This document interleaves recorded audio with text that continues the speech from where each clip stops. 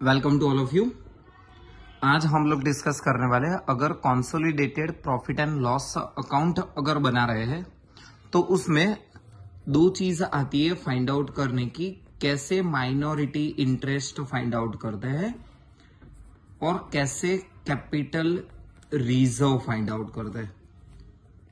तो आज के मेन दो छोटे छोटे इंपॉर्टेंट टॉपिक है, माइनॉरिटी इंटरेस्ट कैसे फाइंड आउट करते हैं और दूसरा बोला कैपिटल रिजर्व। करना क्या है, माइनॉरिटी इंटरेस्ट फाइंड आउट करना है या फिर कैपिटल रिजर्व फाइंड आउट करना है। सबसे पहले फाइंड आउट करो प्रॉफिट आफ्टर टैक्स। कौन सी कंपनी का? जो सब्सिडरी कंपनी है उसका, एस लिमिटेड का। जो भी सब्सिडरी कंपनी है उसका दोबारा रिपीट कर दो, profit after tax find out कर दो। अगर दिया गया है तो इट्स ओके, अगर नहीं दिया गया तो वो फाइंड आउट करो। प्रॉफिट आफ्टर टैक्स में से 2 पॉइंट माइनस करने हैं। क्या? एक प्रेफरेंस डिविडेंड है अगर आपके पास सब्सिडरी कंपनी का तो वो, और इक्विटी डिविडेंड दिया गया है तो इक्विटी डिविडेंड भी माइनस कर सकते हो। तो यहां तक अपना टॉपिक क्या बना, प्रॉफिट आफ्टर टैक्स जो है, प्रॉफिट आफ्टर टैक्स में से क्या माइनस करना रहेगा, preference dividend and equity dividend. फिर जो अमाउंट बचती है उसमें से सिर्फ माइनॉरिटी का पार्ट फाइंड आउट करना है। फॉर एग्जाम्पल कोई कंपनी है, for example H limited and S limited, subsidiary company, holding company.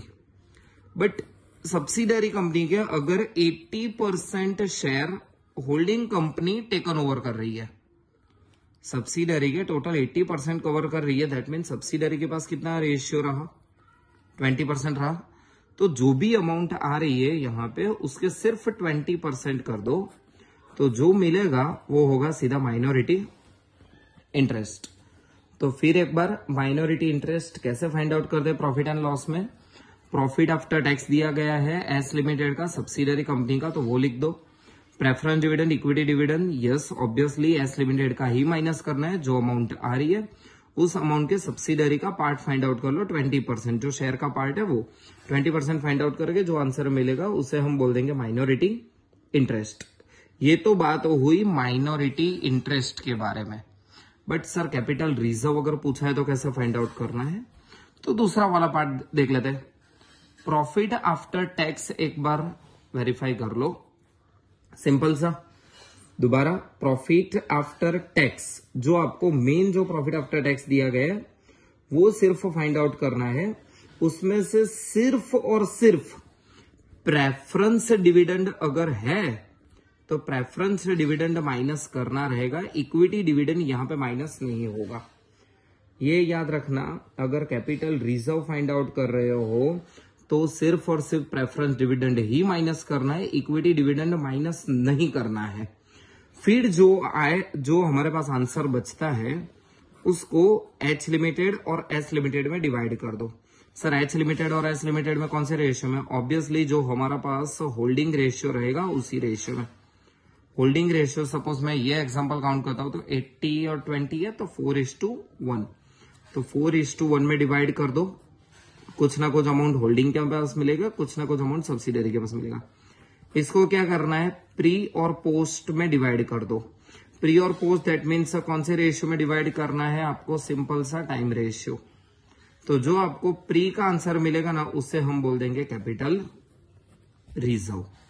तो one more time, minority interest find out करना है तो प्रॉफिट आफ्टर टैक्स सिर्फ सब्सिडरी लिमिटेड का, प्रेफरेंस डिविडेंड माइनस करो, equity dividend, both consider for only and only subsidiary company. जो answer मिलता है उसका माइनॉरिटी इंटरेस्ट 20% है, 30% है, ऑब्वियसली लेस देन 50% ही होगा वो, तो उसके परसेंटेज फाइंड आउट कर दो तो माइनॉरिटी इंटरेस्ट मिलेगा। बट अगर फाइंड आउट कर रहे हो आप कैपिटल रिजर्व, तो कैपिटल रिजर्व के लिए यह ध्यान रखना, profit after tax preference dividend है तो माइनस करना है। फिर जो भी आंसर मिलेगा उसको होल्डिंग रेशियो में डिवाइड कर दो। Holding ratio that means share का जो रेशियो होता है वही 4:1 में। अगर होल्डिंग का रेशियो हमारे पास है, होल्डिंग का हमने अमाउंट फाइंड आउट कर दिया, प्री और पोस्ट में डिवाइड कर दो। प्री और पोस्ट में कौन से रेशियो में डिवाइड होगा, बट नेचुरल टाइम रेशियो में। टाइम रेशियो में डिवाइड करने के बाद जो प्री का आंसर रहेगा वो हमारे पास होगा कैपिटल रिजर्व। तो ये था आपका सिंपल सा टॉपिक। अगर एमसीक्यू में कहीं पे पूछते हैं माइनॉरिटी इंटरेस्ट और कैपिटल रिजर्व P&L के ऊपर से, तो ऐसे कैलकुलेट होता है पूरा। एक बार पूरा मैं आपको स्क्रीन में दिखा दूं पूरा ठीक तरह से। ये ऐसे पूरा एक याद रख लेना, एक फॉर्मेट ही समझ लेना, फॉर्मेट के हिसाब से जाओगे कुछ तकलीफ नहीं होने वाली है। फिर भी इसके रिगार्डिंग कुछ डाउट है तो नीचे कमेंट सेक्शन में आप लिख सकते हो। Okay, all the best.